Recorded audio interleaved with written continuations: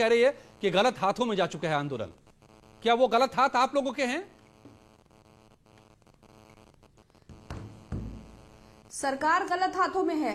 अंबानी और अडानी के हाथों से सरकार बाहर निकल कर देखे कि देश का 62 करोड़ किसान, देश का मध्यम वर्ग, देश का जवान किन बदतर हालातों से गुजर रहा है, और उसके बाद उल्टा किसानों पर और देश के निवासियों पर इस तरह की बात कहना, तो गलत हाथों में तो सरकार है।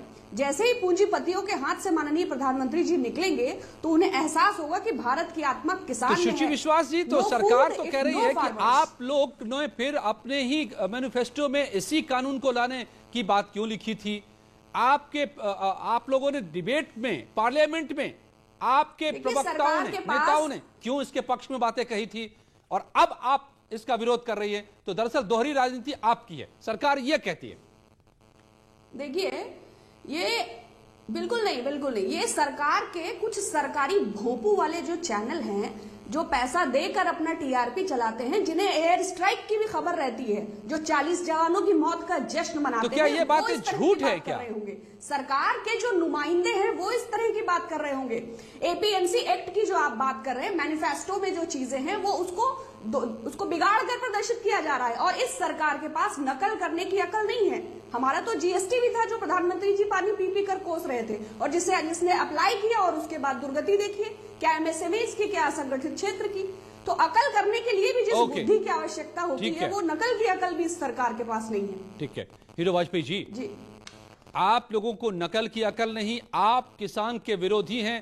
ये नौबत क्यों आई यहां तक कि कल गणतंत्र दिवस के दिन दिल्ली की सड़कों पर जवान के बाद किसान उतरेंगे? ये नौबत क्यों आई? देखिए मैं 2-3 बातें कहना चाहता हूं। मुझे लगता है मेरे जो प्रवक्ता हैं विपक्ष के, वो सुनेंगे ध्यान से। इस कानून के समर्थन में सभी लोग थे। जब कानून आया तो किसी ने काला नीला पीला नहीं कहा, सब लोगों ने इसमें कहा कि हम लागू करना चाहते थे, सरकार ने कुछ चीजों के साथ डिस्कशन के साथ लागू किया, और अधिकतर सरकारों ने लागू कर दिया।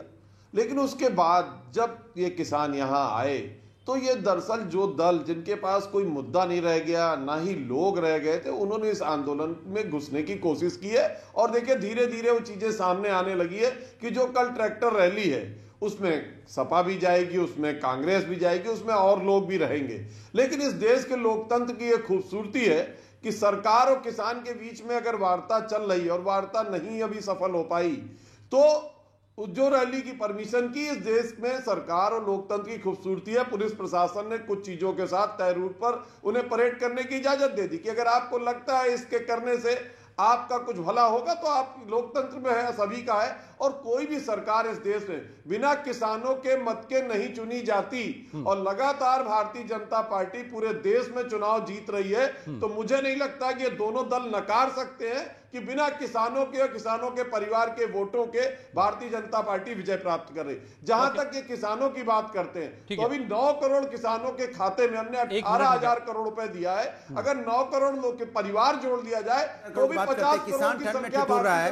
100 से ज्यादा किसान। चौधरी साबित मलिक और फिर कुलदीप सिंह धालीवाल की बारी है। वाजपेयी जी सारी बातें झूठ बोल रहे हैं। इन्होंने ना तो हमको परमिशन दी है, ये एक भी बात सही नहीं बोल रहे हैं।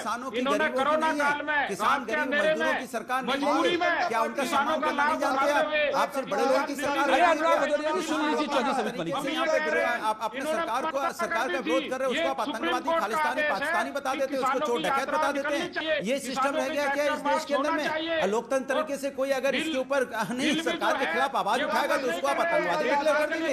इसके मतलब बेरोजगार पर आवाज उठाएगा उनको भी आतंकवादी। सुप्रीम कोर्ट ने कहा है कि हम इसको निलंबित करते हैं। हीरो वाजपेयी जी, आप अपनी पार्टी की तरह आप भी यहाँ पर झूठ बोल रहे हैं। पुलिस तय करेगी, पुलिस ने तय किया, आपसे वार्ता हुई, वार्ता के साथ आपका रूट तय हुआ, इसमें क्या बुराई है? क्या झूठ बोल रहा हूँ मैं? पुलिस के लिए पुलिस से आपकी वार्ता हुई तब आप रैली निकाल लेना, झूठ क्या बोल रहा हूँ? ये देश के लोकतंत्र की खूबसूरती है कि सरकार उसमें बिंदु वादा नहीं डाल रही। सरकार क्या चाहती है? सरकार किसानों का सम्मान नहीं चाहती है क्या? सरकार गरीबों का सम्मान नहीं चाहती है क्या? सरकार चाहती है कि लोकतंत्र में कोई विरोध नहीं करे। सरकार किसान खुद बोल रहे हैं, उसको बोलने तो दीजिए। आप क्या चाहते हैं किसान न बोले? आप शासन चलाना। अनुराग भदौरिया, आप क्या चाहते हैं किसान न बोले? अरे उनको बोले दीजिए। चौधरी साबित सिंह बोल रहे हैं, बोले दीजिए। यहाँ पर दो किसान नेता बैठे हुए। क्या चीज गलत है? क्या हटाना चाहिए? केवल हठधर्मिता है कि कानून वापस ले ले सरकार? राजेश जी कह रहा है कि मुझे कानून नहीं चाहिए, आप किसान के ऊपर राजेश जी, ये कैसा समय? अनुराग भदौरिया जी, चौधरी साबित मलिक कुछ बोलना चाह रहे हैं, आप उनको बोलने नहीं देना चाह रहे हैं, आप भी बोले जा रहे हैं। किसानों को अपनी बात तो बोलने दीजिए। आप किसानों की वकालत कर रहे हैं, किसान खुद अपनी बात नहीं बोल पा रहे हैं। आपकी वो सरकार से कुलदीप सिंह धारीवाल, सरकार सुनने को तैयार है, संवाद करने को तैयार है। केवल ये कहना कि कानून वापस ले लो, ये तो कोई तरीका नहीं हुआ ना। आप बताइए कानून में क्या कमी है? आपको परेशानी बता दी, लिखित रूप में दे दी और